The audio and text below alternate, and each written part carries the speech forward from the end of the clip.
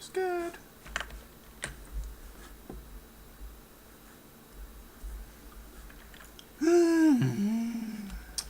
You gonna say anything funny? No. I stand here for 10 minutes. Will you say anything funny? You run out of creativity, I suppose. Just do what you're told. It's like a railroad game. This is no actual. Yeah, that is true. It's just railroad, isn't it? I'm just doing what I'm told all the time. Stanley felt the cool breeze upon his skin, the feeling of liberation, the immense possibility of the new path before him. This was exactly the way, right now, that things were meant to happen. And Stanley was happy. Eh?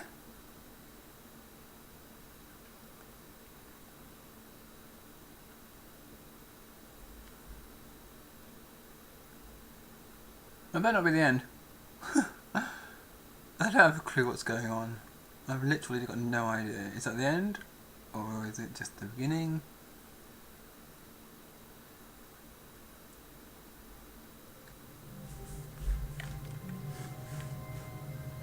Is this supposed to be continuing the story, or is this... Stanley decided to go to the meeting room to check on his co-workers. He never functioned well by himself and constantly needed support and guidance from others. So the thought of total solitude was terrifying to him. That's new, unless it's just randomly. When Stanley came to a set of 2 open doors, he entered the door on his left.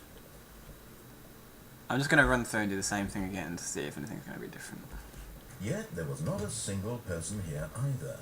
Feeling a wave of disbelief, Stanley decided to go up to his boss's office. Coming to a staircase, Stanley walked upstairs to his boss's office.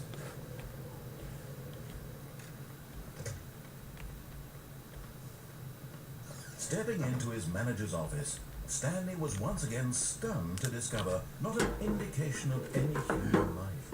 What could it mean? Stanley wondered aloud to nobody. He began wildly tearing through papers on the boss's desk, pulling books off the shelf, looking behind paintings, desperate for clues to his situation.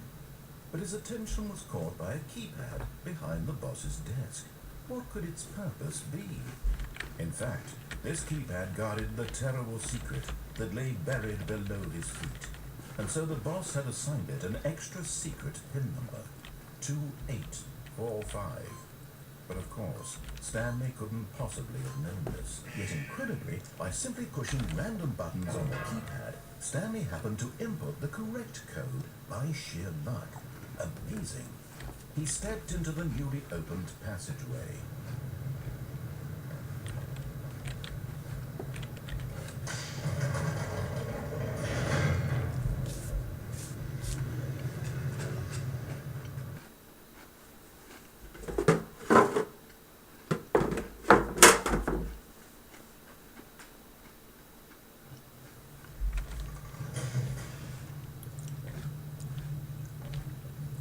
Stanley walked straight ahead through the large door that read Mind Control Facility.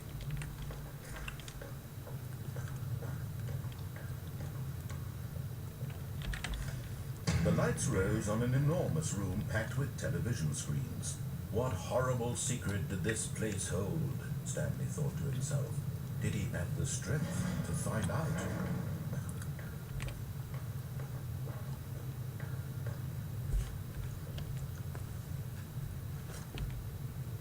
Oh, fuck.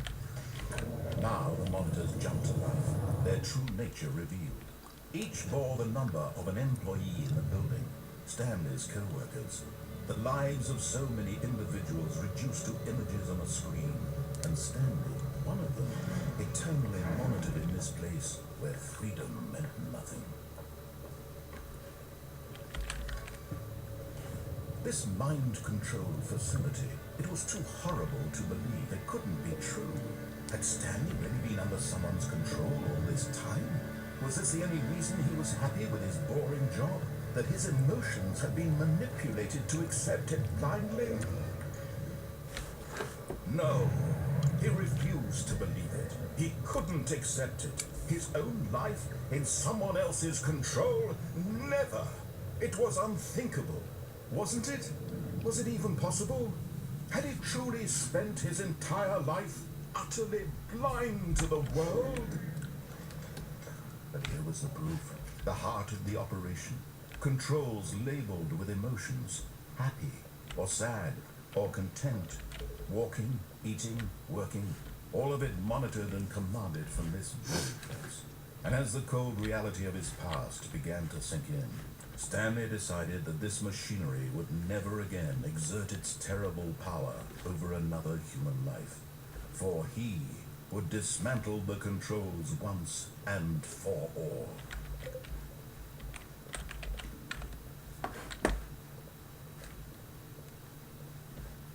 Now I've gone out of my way to spot all the numbered buttons. It's best bloody work. It's not giving me any indication that it's working. 4.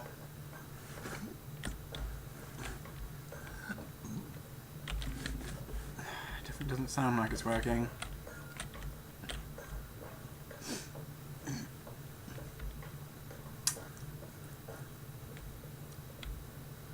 Perhaps if you will not turn to the dark side, she will.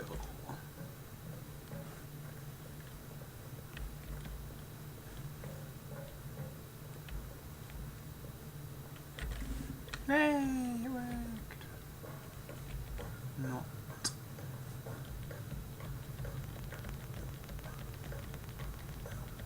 And when at last he found the source of... Oh, Stanley, you didn't just activate the controls, did you? After they kept you enslaved all these years, you go and you try to take control of the machine for yourself. Is that what you wanted? Control? Oh, Stanley, I applaud your effort, I really do. But you need to understand, there's only so much that machine can do. You were supposed to let it go. Turn the controls off and leave. If you want to throw my story off track, you're going to have to do much better than that. I'm afraid you don't have nearly the power you think you do. For example, and I believe you'll find this pertinent, Stanley suddenly realized he had just initiated the network's emergency detonation system. In the event that this machine is activated without proper DNA identification, nuclear detonators are set to explode, eliminating the entire complex. How long until detonation then? Let's say 2 minutes. Now this is making things a little more fun, isn't it, Stanley? It's your time to shine. You are the star. It's your story now. Shape it to your heart's desires. Oh, this is much better than what I had in mind. What a shame we have so little time left to enjoy it. Mere moments until the bomb goes off. But what precious moments each one of them is. More time to talk about you, about me, where we're going, what all this means. I barely know where to start. What's that? You'd like to know where your co-worker... That door was open just now. A moment of solace before you're obliterated. I wanted to go in there. All right, I'm in a good mood. You're going to die anyway. I'll tell you exactly what happened to them. I erased them. I turned off the machine. I set you free. Of course, that was merely in this instance of the story. Sometimes when I tell it, I simply let you sit there in your office forever, pushing buttons endlessly and then dying alone. Other times, I let the office sink into the ground, swallowing everyone inside, or I let it burn to a crisp. I have to say this, though, this version of events has been rather amusing. Watching you try to make sense of everything and take back the control wrested away from you, it's quite rich. I almost hate to see it go. But I'm sure whatever I come up with on the next go-around will be even better. My goodness, only 34 seconds left. But I'm enjoying this so much. You know what? To hell with it. I'm going to put some extra time on the clock, why not? These are precious additional seconds. Time doesn't grow on trees. Oh dear me, what's the matter, Stanley? Is it that you have no idea where you're going or what you're supposed to be doing right now? Or did you just assume when you saw that timer that something in this room was capable of turning it off? Hey, look at you. Running from button to button, screen to screen, clicking on every little thing in this room. These numbered buttons, no, these colored want, or maybe this big red button, or this door. Everything, anything, something here will save me. Why would you think that, Stanley? That this video game can be beaten? Won? Sold? Do you have any idea what your purpose in this place is? Stanley, you're in for quite a disappointment. But here's a spoiler for you. That timer isn't a catalyst to keep the action moving along. It's just seconds ticking away to your death. You're only still playing instead of watching a cutscene because I want to watch you for every moment that you're powerless. To see you made humble. This is not a challenge. It's a tragedy. You wanted to control this world, that's fine. But I'm going to destroy it first, so you can't. Take a look at the clock, Stanley. That's 30 seconds you have left to struggle. 30 seconds until a big boom and then nothing. No ending here, just you being blown to pieces. Will you cling desperately to your frail life, or will you let it go peacefully? Another choice. Make it count, or don't. It's all the same to me, all a part of the joke. And believe me, I will be laughing at every second of your inevitable life from the moment we fade in until the moment I say, happily ever after. Back to the beginning.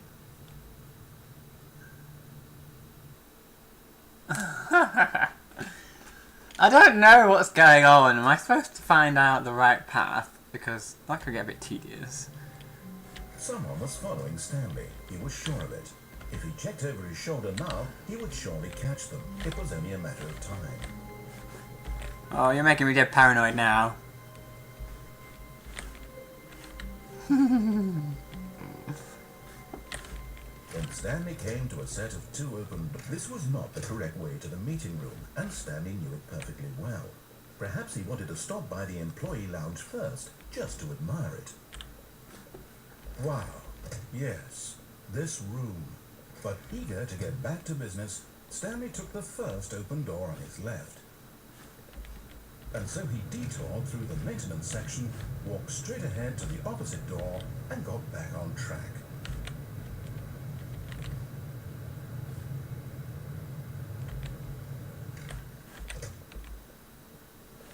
Yet there was not a single person here either. Feeling a wave of disbelief, Stanley decided to go up to his boss's office. Coming to a staircase, Stanley walked upstairs to his boss's office.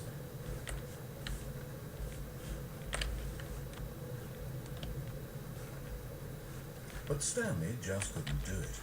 He considered the possibility of facing his boss, admitting he had left his post during work hours. He might be fired for that. And in such a competitive economy, why had he taken that risk? All because he believed everyone had vanished. His boss would think he was crazy. And then something occurred to Stanley. Maybe, he thought to himself, maybe I am crazy. All of my co-workers blinking mysteriously out of existence in a single moment for no reason at all. None of it made any logical sense.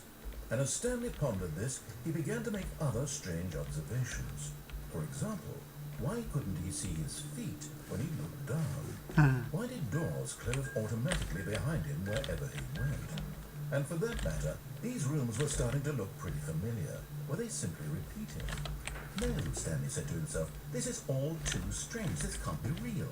And at last, he came to the conclusion that had been on the tip of his tongue. He just hadn't found the words for it. I'm dreaming, he yelled. This is all a dream. Oh, what a relief Stanley felt to have finally found an answer, an explanation. His co-workers weren't actually gone. He wasn't going to lose his job. He wasn't crazy after all. And he thought to himself, I suppose I'll wake up soon. I'll have to go back to my boring real-life job pushing buttons. I may as well enjoy this while I'm still lucid. So, he imagined himself flying and began to gently float above the ground. Then he imagined himself soaring through space on a magical starfield, and it too appeared. It was so much fun, and Stanley marveled that he had still not woken up.